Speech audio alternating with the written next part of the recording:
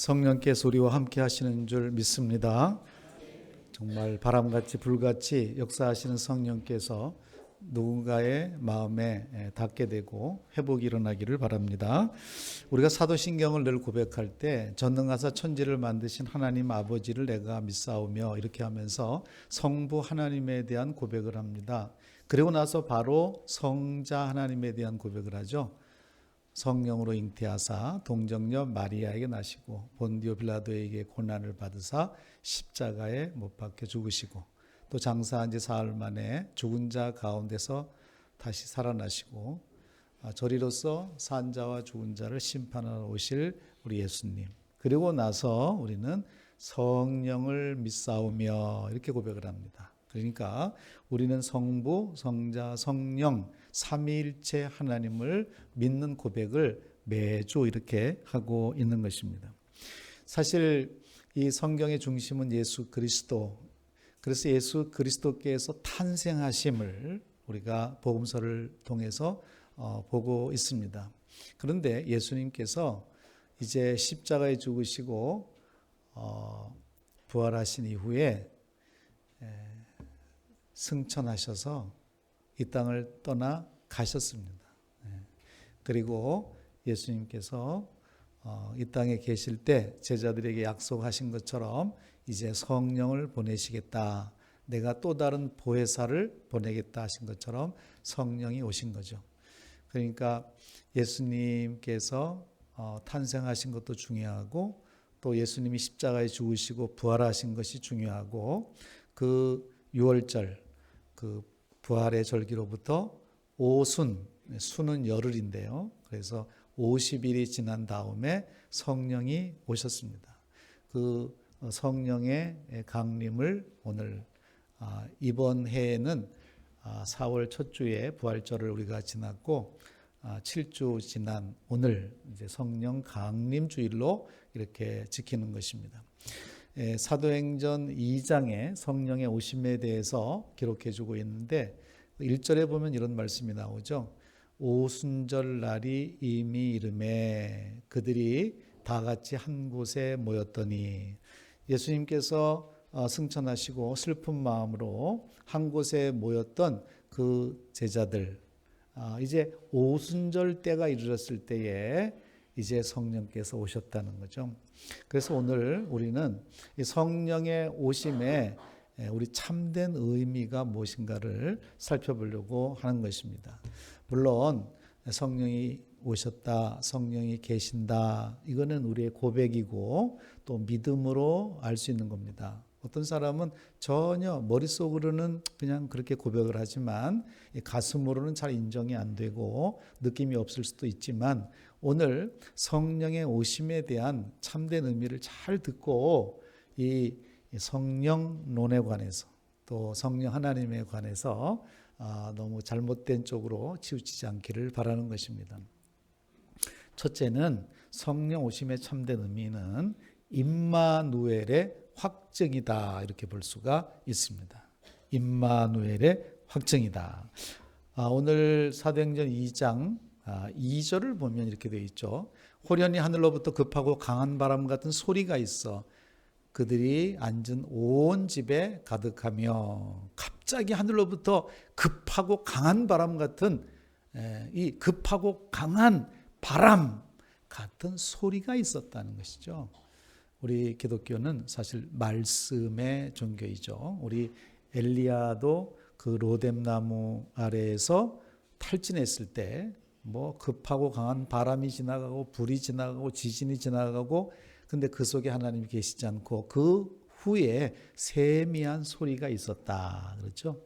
그래서 하나님께서 찾아오셔서 엘리야를 만나 주신 것이죠. 오늘 이 사도행전 2장에 보면 소리가 이렇게 있었습니다. 그리고 3절에 보면은요, 마치 불의 혀처럼 갈라지는 것들이 그들에게 보여 각 사람 위에 하나씩 임하여 있었다.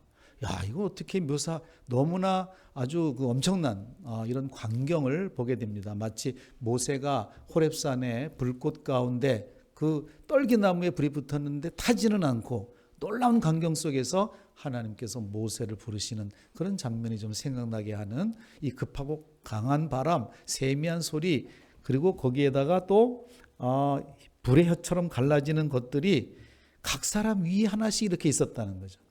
여기 보면은 1절에도 그들이 다 같이, 그리고 2절에도 그들이 앉은 온 집, 3절에 보면은 각 사람 위에, 또 4절에도 그들이 다 성령의 충만함을 받았다 이렇게 말하고 있어요. 이거 보면 우리 모두에게 성령께서 오신 것을 알 수가 있습니다. 물론 성령 하나님은 태초부터 계셨고, 그리고 처음부터 역사하셨고, 구약에도 분명히 역사를 하시죠. 그런데 구약에 보면 성령님은 아주 좀 특별한 상황 속에서 어떤 제한적으로 어떤 특별한 인물들에게 역사를 하는 걸 볼 수 있어요.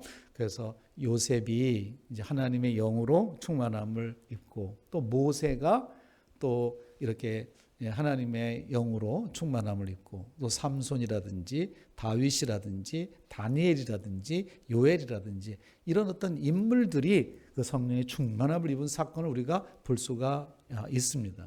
그런데 신약에 오순절에 이르러 모든 사람에게 성령이 오셨다 이렇게 전하고 있는 것입니다. 우리가 아는 대로 예수님은 임마누엘이십니다. 마태복음 1장 23절을 보면 이사야서 7장 14절을 인용하여 보라 처녀가 잉태하여 아들을 낳을 것이요 그 이름을 임마누엘이라 하리라. 이를 번역한즉 하나님이 우리와 함께 계시다. 여러분, 예수님은 임마누엘은 하나님이 우리와 함께 계시다는 그 뜻 자체가 그렇습니다. 그러므로 하나님께서 오늘도 우리와 함께 계심을 믿으시기를 바랍니다. 때로는 정말 하나님이 함께 하시나 그럴 수 있지만, 우리가 이 고난의 때에나 또 사망의 음침한 골짜기로 다닐지라도 해를 두려워하지 않을 것은 주께서 나와 함께 하심이라. 맑은 날은 잘 안 보여도 힘들고 어려울 때에 우리가 느껴질 때가 있는 것처럼, 그러나 하나님은 언제나 영원토록 우리와 함께 하심을 우리가 믿으시길 바랍니다. 그것이 성경에 나와 있는 말씀이에요. 요한복음 14장 16절 말씀을 읽어보겠습니다. 시작. 내가 아버지께 구하겠으니 그가 또 다른 보혜사를 너희에게 주사 영원토록 너희와 함께 있게 하리라. 예수님께서 내가 하나님 아버지께 구하는데 그가 또 다른 보혜사를 너희에게 줄 것이다. 예수님은 자기를 가리켜 나는 보혜사다. 그리고 내가 아버지께 구하여 보낼 성령님은 또 다른 보혜사다. 보혜사라고 하는 말은 변호사, 상담가, 또 카운셀러 그런 뜻이 들어있어요. 성령 하나님은 보혜사이십니다. 그래서 보혜사를 보내셔서 영원토록 너희와 함께 있을 것이다. 여러분, 성령님께서 우리 안에 계시고 영원토록 떠나지 않고 함께 하시는 분임을 믿으시기를 바랍니다. 영원토록 우리와 함께 하신다 하는 거죠. 여러분, 그래서 오순절은 이 모두에게 성령을 부어주시고 예수 믿는 모든 사람들이 성령을 받고 이제 영원토록 늘 동행할 것을 말씀해 주는 거예요. 예수님은 약 3년 정도 제자들과 함께 하셨잖아요. 그리고 예수님과 함께 했던 제자들은 아주 소수였어요. 우리도 사실 우리도 예수님하고 함께 이렇게 보고 느끼고 직접 듣고 했으면 참 좋을 텐데 이런 생각을 하게 되잖아요. 그런데 이제 성령이 오셔서 온 세계의 사람 누구에게나 예수님이 함께 하심을 알게 하셨다 이 말이에요. 그래서 우리가 찬송가 191장 후렴에 보면은 성령이 계시네 이렇게 고백을 하는 거예요. 성령이 계시네 할렐루야 함께 하시네 길을 걸으며 밤낮 기뻐하는 것 주의 영이 함께 함이라. 191장 찬송가 가사가 성령이 계시네 이렇게. 그러니까 우리는 이걸 고백하는 거잖아요. 성령님이 계신다. 여러분, 이게 믿음이에요. 어떨 때는 하나님이 안 계신 것 같고 느껴지지도 않고 막 그럴지라도 우리는 고백 속에서 성령이 계신다. 하나님이 계신다. 주님께서 임마누엘로 함께 하신다. 그 이름 자체가 하나님이 우리와 함께 계신다는 뜻이라는 거죠. 이렇게 성령이 오심으로 임마누엘의 확증을 하신 줄 믿습니다. 그리고 성령의 오심의 참된 의미는 뭐냐 하면 예수님을 높이는 거예요. 성령이 오시면 예수님을 높이는 거예요. 오늘 본문 사도행전 2장 33절을 한번 보시죠. 같이 한번 읽어볼 텐데요. 시작. 하나님이 오른손으로 예수를 높이시매 그가 약속하신 성령을 아버지께 받아서 너희가 보고 듣는 이것을 부어주는. 하나님이 오른손으로 예수를 높이시매 그가 약속하신 성령을 아버지께 받아서 너희가 보고 듣는 이것을 부어주셨느니라. 여러분, 성령께서는요 그 예수님을 높이시는 거예요. 그래서 성령 받은 사람, 성령 충만 받은 사람은 누구를 높이는가? 자기를 높이는가? 그거 아니에요. 예수님을 높이는 거예요. 은혜 받은 사람은 예수님을 높입니다. 은혜 받은 사람은 다른 사람을 높입니다. 은혜 떨어지면 자기 자랑, 자기를 내세웁니다. 자기의 이름을 내려고 합니다. 창세기 11장의 바벨탑 사건을 보면 우리가 우리의 이름을 내자, 그 흩어짐을 면하자, 이 탑을 쌓아서 꼭대기까지 이르자. 하나님께서 언어를 혼잡케 하사 그들이 소통이 되지 않도록 하셨죠. 그래서 이 바벨탑이 무너지게 되는 것이죠. 여러분, 우리는 우리의 이름을 내는 것이 아니에요. 하나님의 이름을 내는 거예요. 그래서 은혜 많이 받은 사람은요 자기를 부인합니다. 주님, 저는 아무것도 아닙니다. 오직 주님만이 나의 주님이십니다.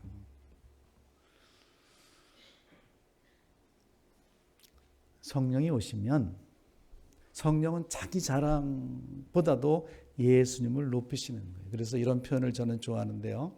성령은 구주를 비추는 숨은 조명등 같이 역사하신다.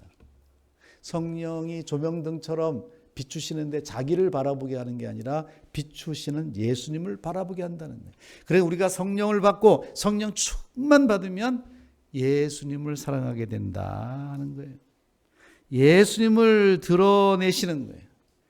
예수님을 드러내시는 거예요. 자꾸 예수님을 자랑하고 예수님을 비추시고 그리고 성도들이 예수님을 닮아가게 하시는 거죠. 예수님을 더 알게 이렇게 하시는 거예요.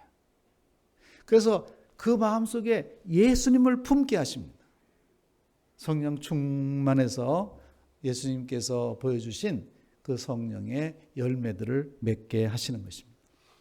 여러분, 근데 예수님을 이렇게 높이고 예수님이 나의 주님이십니다. 이게 내 스스로 되지를 않아요. 고린도전서 12장 3절에 바울 사도는 이런 말을 했는데 시작. 성령으로 아니하고는 누구든지 예수를 주시라 할 수 없느니라. 예수님이 나의 주님입니다. 이건 성령으로 아니하고는 절대 그렇게 할 수가 없다는 거예요. 우리는 내가 성령을 충만히 받았는지 성령이 계시는지 잘 모를 때조차도 하나님 아버지, 예수님은 나의 주님이십니다. 쉽게 얘기하는데 그렇게 쉽게 나오는 얘기가 아니에요. 아무리 세상에 똑똑한 사람, 세상에 스펙이 괜찮은 사람한테 가서 예수가 주님이라고 얘기해보라고, 하나님 아버지라고 해보라고 절대 할 수가 없어요. 성령으로 되는 거예요. 예수님이 주님이신 것을 성령께서 깨닫게 하시고 알게 하시고 우리를 거듭나게 하사 와, 눈을 열고 내가 인생의 주인이 아니구나, 예수님께서 주인이시구나, 이렇게 알도록 하신다는 거예요. 여러분, 베드로라고 하는 제자 아시죠? 누가복음 5장에 보면 참 처음 예수님 만났을 때 보면 갈릴리 바다에서 그 아침에 피곤한 상태였어요. 얼마나 피곤했는지 밤새 작업을 했거든요. 그러니까 너무나 피곤해. 근데 갈 수는 없어. 어차피 앉아 있어. 그런데 예수님께서 오셨어요. 그리고는 베드로를 보면서 깊은 데로 가서 그물을 내려라. 이렇게. 그때 베드로가 이렇게 말합니다. 선생님, 우리가 밤이 맞도록 수고하여 잡은 것이 없지만 그래요. 뭐라고 불렀습니까? 선생님. 많은 사람들이 예수? 위대한 선생이지, 스승이지, 인류의 스승이지, 4대 성인이지, 그거 말하는 거 어렵지 않아요. 누구나 할 수 있습니다. 그런데 베드로가 진짜 깊은 데 물고기를 잡으려고 그물을 내렸는데 거기서 기적이 나타나지 않습니까? 이 갈릴리는 내가 전문가인데 그분이 뭐라고 하는 얘기를 내가 듣고 했더니 이게 그물이 찢어질 정도로 물고기가 올라오는데 물고기 잡았다는 게 문제가 아니라 저분이 누구지? 그때 이 베드로가 이렇게 말합니다. 주여, 나를 떠나소서. 나는 죄인으로서이다. 선생으로 알았던 그분이 주님이다, 메시아다, 그리스도다. 그것이 마음에 믿어지게 되는 거예요. 주여. 그리고 내가 죄인입니다. 그 인생의 거울 앞에 서보니 내가 죄인이었구나. 내가 주를 모르고 살았구나. 내가 인생에 내가 주인으로 지금까지 살아왔구나. 그걸 깨닫고 베드로가 비로소 제자로 변화가 된 것이에요. 여러분, 성령은 우리를 진리 가운데로 인도하셔요. 요한복음 16장 13절 말씀에 보면 그러나 진리의 성령이 오시면 그가 너희를 모든 진리 가운데로 인도하시니 그가 스스로 말하지 않고 오직 들은 것을 말하며 장래일을 너희에게 알리시리라. 진리의 성령이 오시면 모든 진리 가운데로 우리를 인도하신다. 여러분, 진리가 뭡니까? 여러분, 도가 무엇입니까? 진리가 무엇인가? 세상 사람들이 다 진리를 구하고 철학자들이 진리를 구하지만 예수님께서 요한복음 14장 6절에 말씀하시기를 나는 길이요 진리요 생명이다. 나로 발비하지 않고는 아버지께로 올 자가 없느니라. 예수님은 진리 자체이시다. 태초부터 계신 말씀이셨습니다. 그런데 이 말씀을 진리의 성령이 오시면은 깨우쳐 주신다는 거예요. 가르쳐 주신다는 거예요. 디모데후서 3장 16절 모든 성경은 하나님의 감동으로 된 것으로 하나님이 영감받은 이 성경이 진리의 성령께서 가르치시고 감화하실 때 깨달아지고 눈이 열려서 알게 되고 믿어지는 거예요.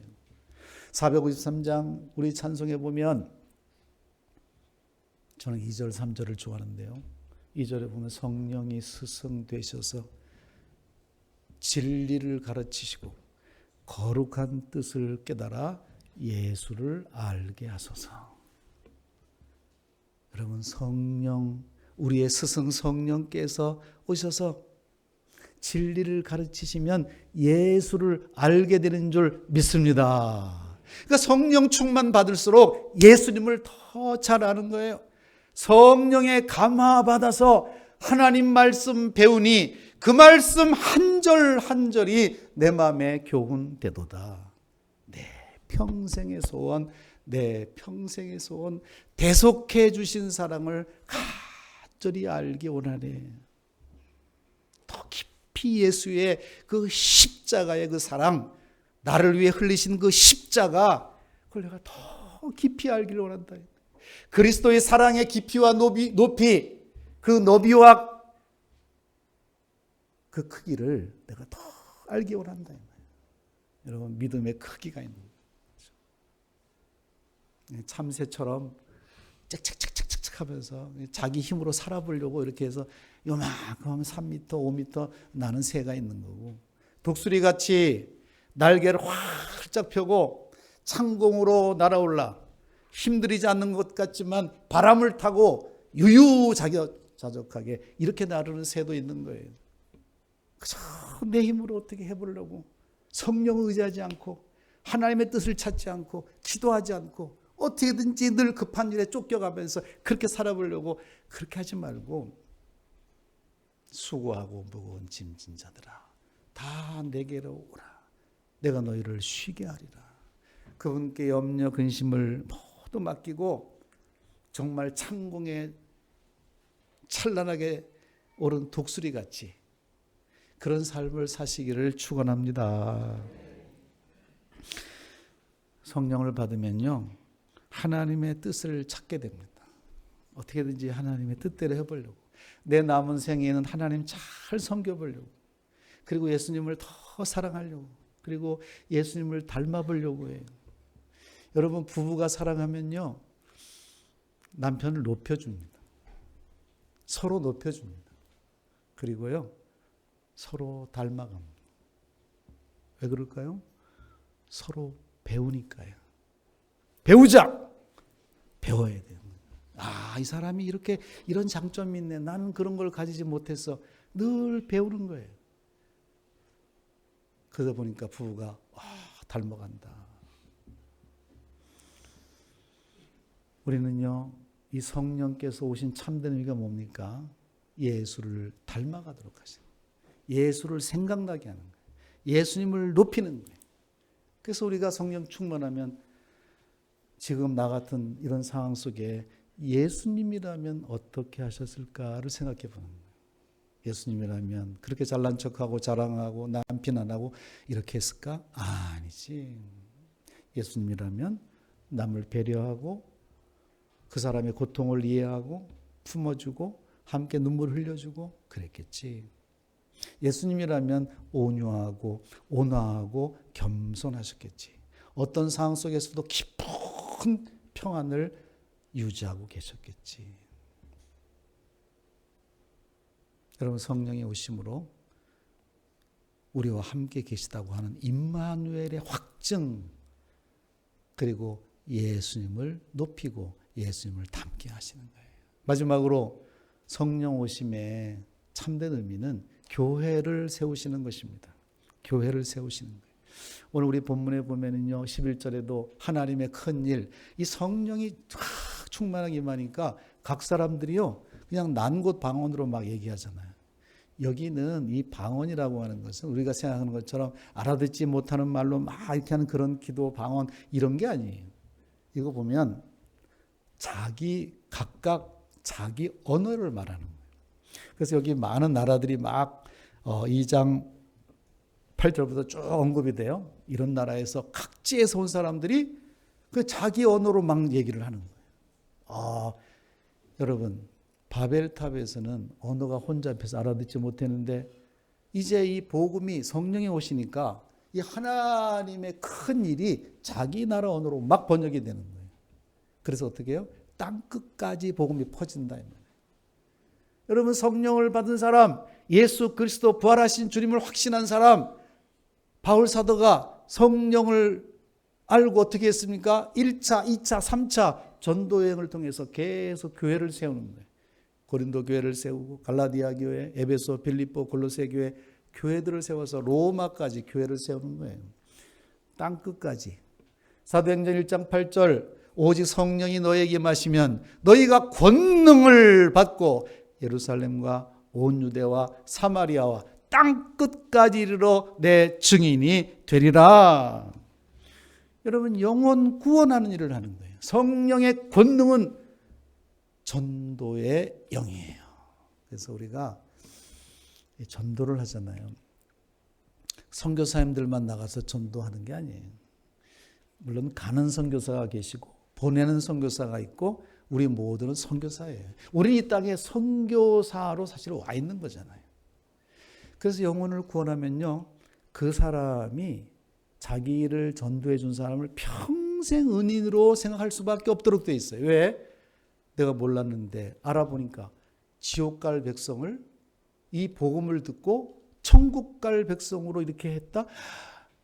두고 그분이 너무 고마운 거예요. 몰랐을 때는 내가 몰랐어. 근데 내가 이렇게 거듭나고 보니까 나에게 복음을 전해준 그분이 얼마나 고마운지 몰라요.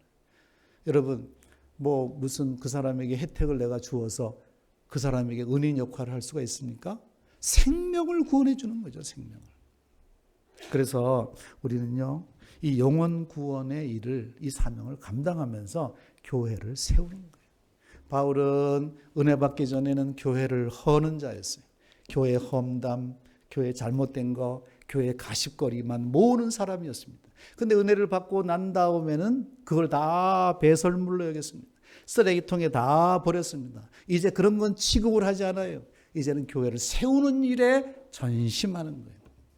어쩜 그렇게 영상을 봐도 교회가 어떻다, 목사가 어떻다 그런 거를 그렇게 빨리 보게 됩니까?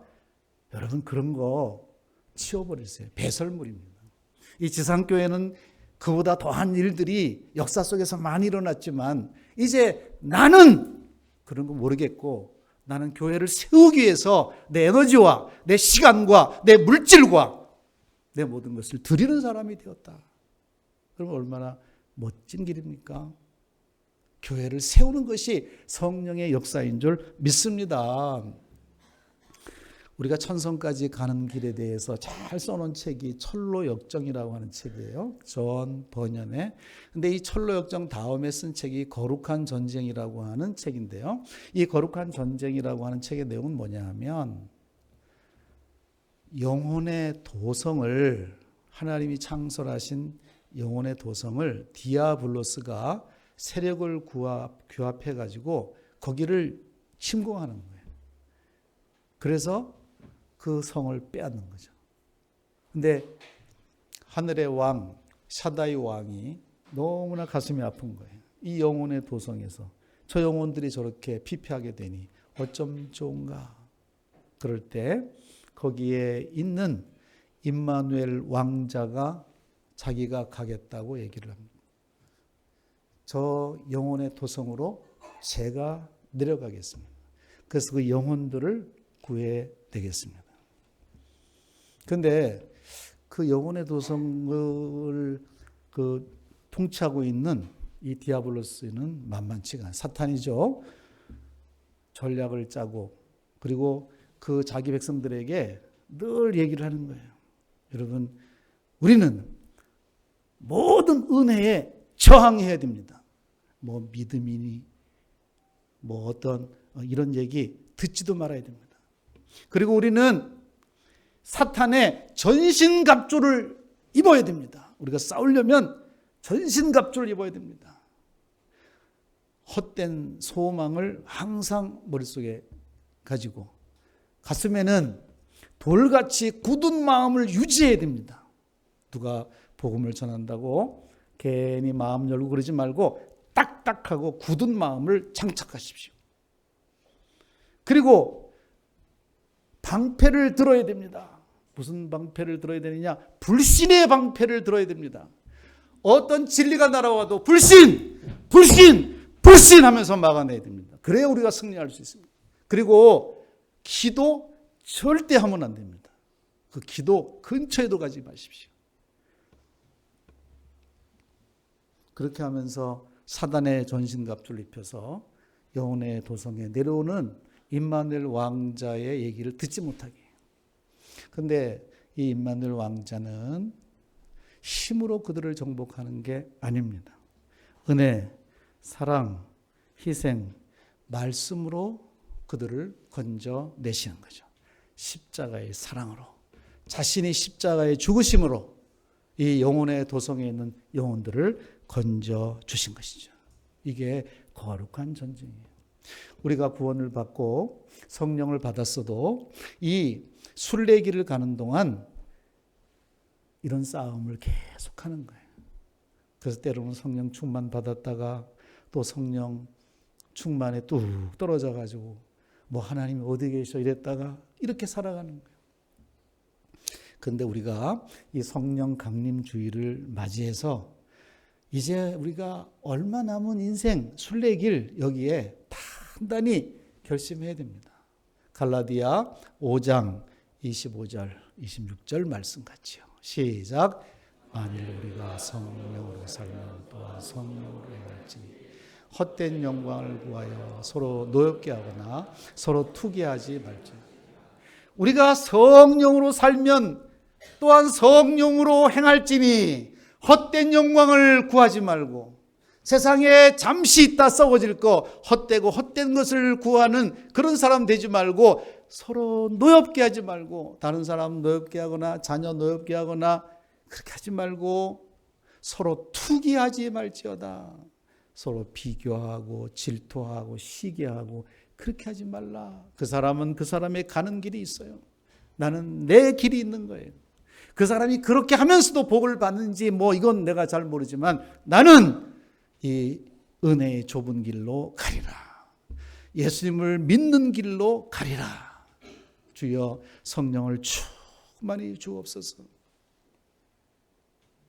여러분, 이 성령 충만을 받은 사도행전 2장의 오순절에 비로소 교회가 탄생됩니다. 교회가 창설되는 거예요. 그리고 지금까지 이 교회가 지상교회가 이어지고 있는 것이죠. 얼마나 감사한 일인지 알 수 없어요. 그러므로 이 성령 강림은 정말 우리에게 의미가 있는 거예요. 그렇습니다.